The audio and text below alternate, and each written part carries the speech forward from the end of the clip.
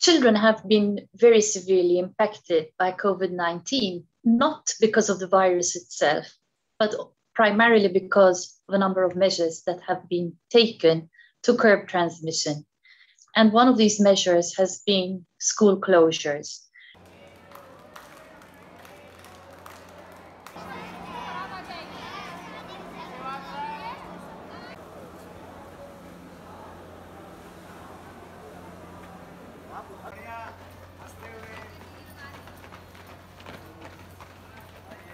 In the WHO European region, around 30 weeks was the average time of schooling that children spent out of school.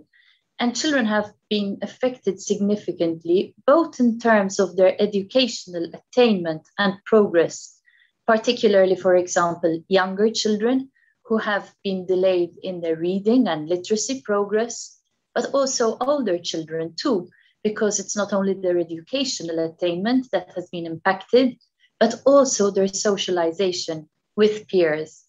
In fact, we are quite concerned about the mental health impact that this has had on children.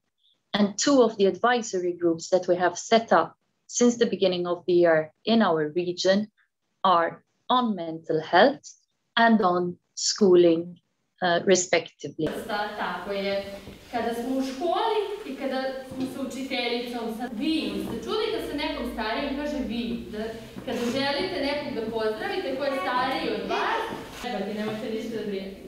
Ovo sa vaše strane, ove ovde,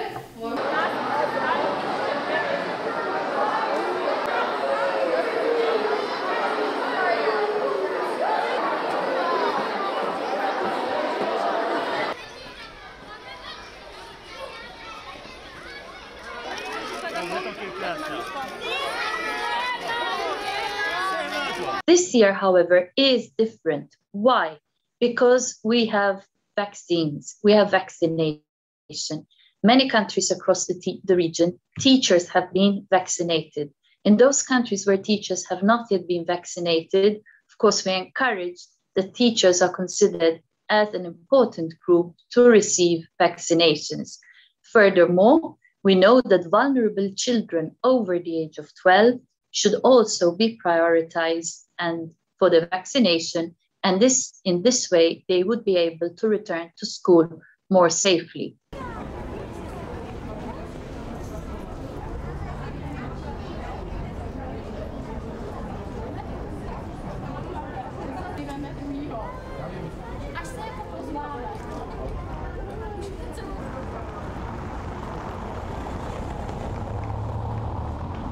Earlier on, we thought that children perhaps were less likely to play a role in the transmission.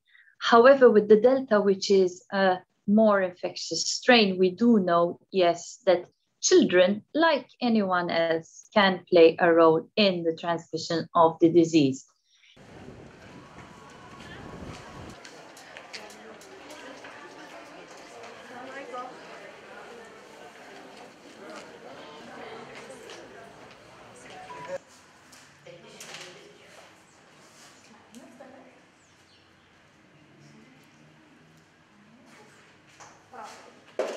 It's not excluded that when schools are reopened, we would see an increase in cases. Schools are places where people congregate together. We know that viral transmission increases when people congregate together. What we really need to make sure, however, is that we try to use remaining time to decrease community transmission so that we reopen our schools at the point when community transmission is under control.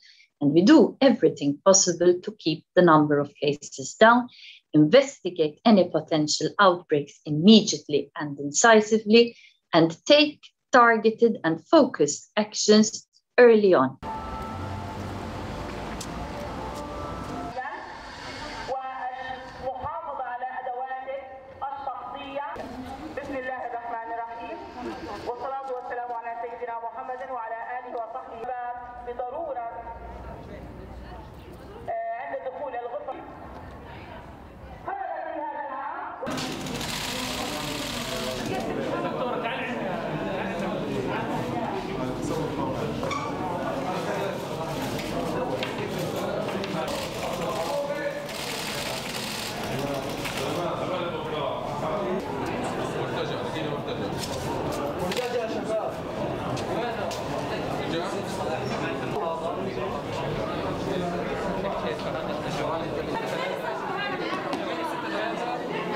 There have been thousands of cases in children.